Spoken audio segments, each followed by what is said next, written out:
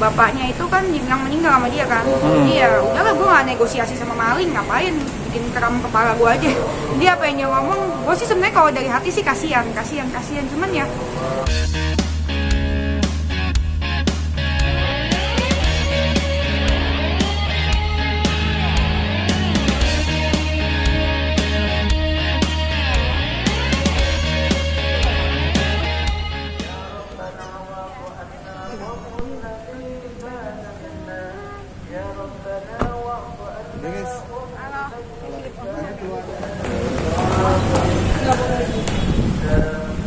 Pak, kasih tahu aja lagi mau ngapain gitu langsung.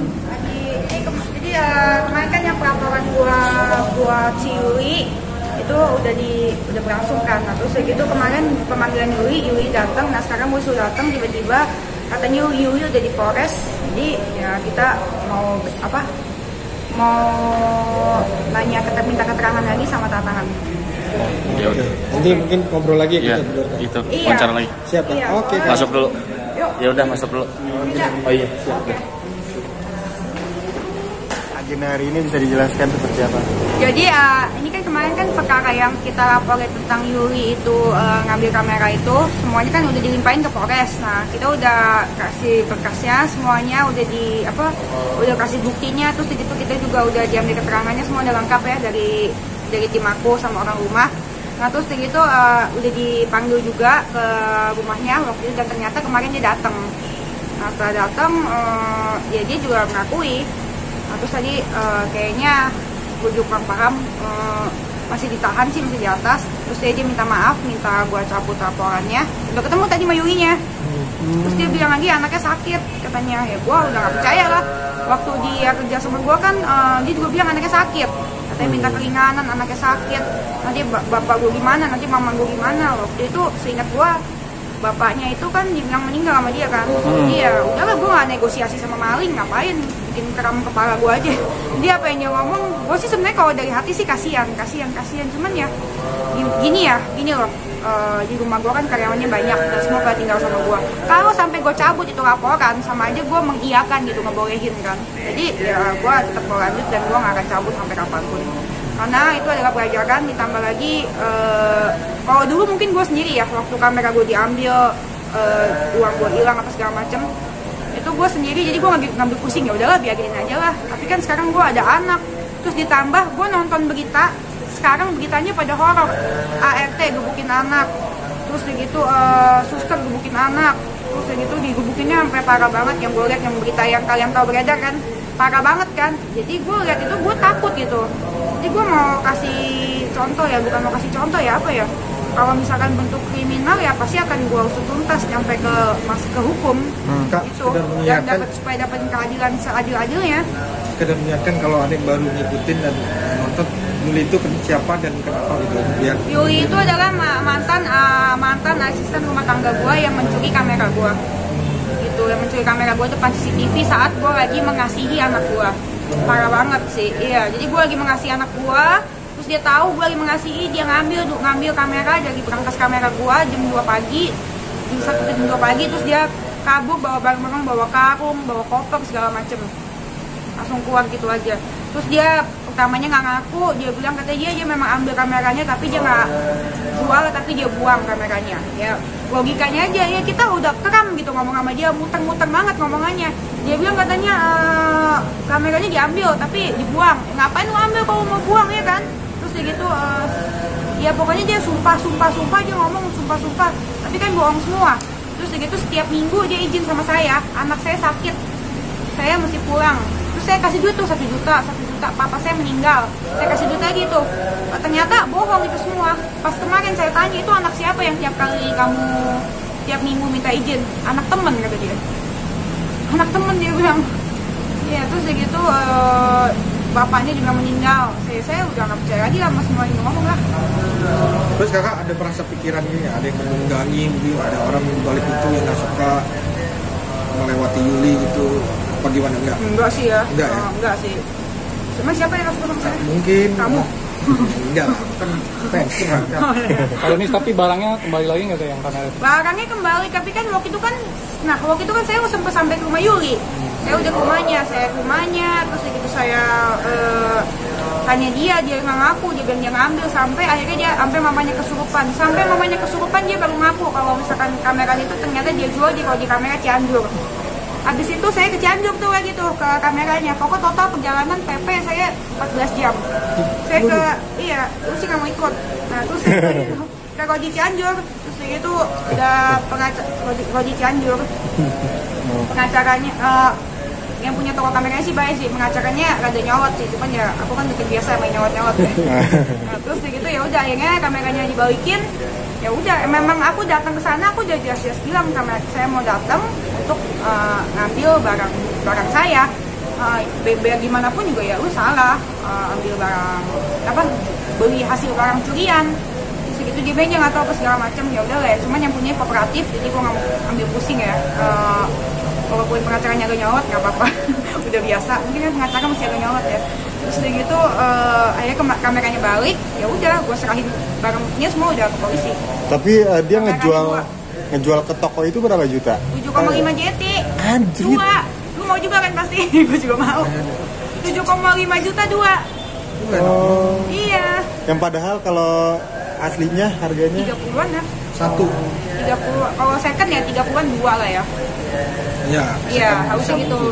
Enggak 7,5 juta 2 biji juga kelas. Tapi kalau bekas jenis Kadeni Carisa lebih mahal lagi. Oh naik ya harganya ya harusnya. Katanya ketemu sama Yulinya kak? Ketemu. Ada yang sampai nama Yuli kak? Rekam video atau gimana gitu? Pengen dikasih. Tadi gimana kak Yuli kak? Yulinya nangis terus gitu dia minta maaf. Kalau maaf jujur saya pribadi ya minta maaf. Cuman memang kalau misalkan aku bilang maaf ya, tapi kalau misalkan secara hukum tetap lanjut. Terus dia bilang jangan dong, saya anak saya sakit, ini saya sakit, anak saya sakit. Dia pikir semuanya sakit ya, anak saya sakit sama bapaknya sakit. Iya dia pikir semuanya sakit. Kalau misalkan dimaafin ya saya maafin, cuman kalau hukum tetap berlanjut. Kalau percaya sama omongan kamu lagi ya nggak mau lah, ya kan? Soalnya dulu kan kamu bilang anak kamu sakit, dulu kamu bilang anak temen kayak gitu. Jadi kalau stop cabut laporan nggak mungkin.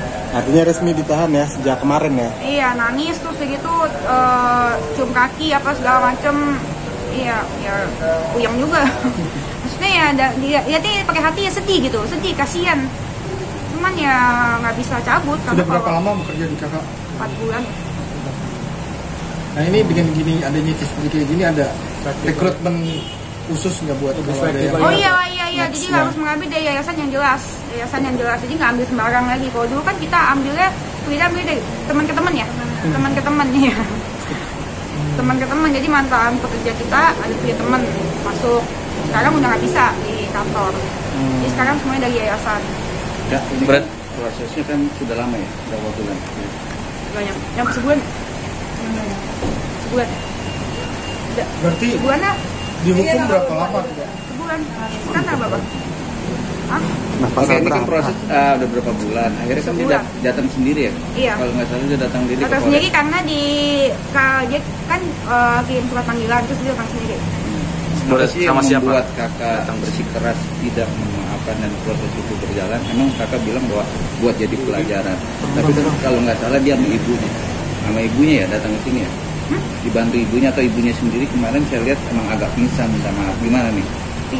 Kesurupan bukan pingsan. Iya, nah gimana menanggapinya gitu? Kenapa saya nggak mau? Saya nggak bisa kalau saya cabut laporannya, berarti karyawan saya yang lain juga nanti kalau misalkan dia melakukan sesuatu, dia pikir dia bakal cabut juga laporannya. Jadi contoh lah ya. Iya, biar jadi contoh juga, karena karyawan saya banyak dan ini ingat ya, ini bukan pertama kalinya barang gue hilang, kamera gue hilang. Udah berkali-kali, ini udah ketiga kali kamera gue hilang. Dan kalau handphone udah berapa kali, banyak ya handphonenya. Kalau handphone udah berkali-kali, handphone admin hilang, kamera hilang udah 3 kali. Terus gitu barang-barang gue juga udah berkali-kali hilang, belasan kali sih. Jadi dulu nggak pusing, sekarang udah punya anak kayaknya serem juga ya. Kalau ada tindak kriminal gitu di rumah gue. Ada trauma nggak kak? Trauma lah, gue jadi nggak percaya sama orang rumah gue satupun. Tapi jadi proteksi ini kan barang kak, jadi proteksi juga nggak sama anak, dirinya pembantunya nyasar ke anak juga gitu. Iya, jadi proteksi lah semuanya. Jadi kan makanya kemana-mana gue bawa. Takut lah, apalagi gue liat berita sekarang, horor banget gitu. Jadi lebih proteksi dan nggak percaya sama orang Jadi sekarang rumah tetap sama ditahan sekali. dan sehingga sampai berapa lama ditahan? Sampai sidang dong harusnya ya.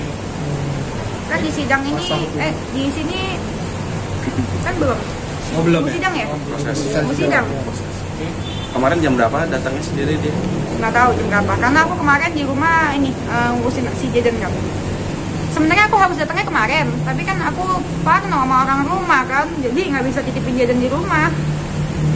Jadi aku bawa Jadennya. Dia kena pasal berapa jadinya? Pencurian dan pemberatan. Karena dia mengambilnya malam-malam hari saat kondisiku tak berdaya lagi mengasihi. Ya benar lah, gue lagi mengasihi anak gue, dia Ancaman hukumannya? ancaman hukumannya berapa tahun ya? Lupa. Hah? 5 tahun. 7 apa 5? 5 tujuan itu kakak udah 7 puas kayaknya. dengan segitu. Oh. Ya dihukum sesuai dengan ini aja sih, sesuai dengan hukuman. Karena kan kita hidup di negara hukum ya, bukan di hutan rimba. Jadi buat semua pekerja dan siapapun itu lah, bukan pekerja orang, pekerja juga ya, bukan pekerja doang, harus tahu kalau misalnya mencuri itu ya salah. Salah, mengambil sesuatu yang bukan punya lu ya salah. Jadi ya memang harus dihukum. Kalau enggak yang lain ikut nyontoh-nyontoh, nggak benar juga kan. Pencemaran nama baik kakak juga bisa tuh kak. Bekerja di kantor Kadin Carista jadi tergemar dong nama Oh, iya. kakak. Bisa tuh kak. Nah, Harapannya kak jadi gimana Oh, nih, iya. kak? harapannya ya semoga di luar sana ini jadi pelajaran ya. Harapan gua semoga kasusnya Rio Rianti Cianjur ini menjadi pelajaran buat semua orang, entah yang para pekerja atau orang yang bekerja atau bosnya juga ya guys ya, untuk berhati-hati sama semua orang. Kalau dulu gue tuh percaya banget sama karyawan gue, sama semua pak karyawan gue, percaya barang kunci apa aja rumah nggak pernah gue kunci apa segala macem, pulang masuk itu bebas. Tapi lama-lama barang hilang apa segala macem, sekarang sih gue mesti hati-hati karena udah punya anak. Nah pesan gue yang buat karyawan juga, kalau misalkan udah dipercaya sama atasan kalian, harusnya dipergunakan sebagaimana mestinya sih, nggak dirusak. Karena kalau udah dirusak kayak gue ya serem juga sih, gue maafin dia juga serem gitu. Dan gue nggak mau negosiasi sama maling, bikin otak gue keram. Beneran.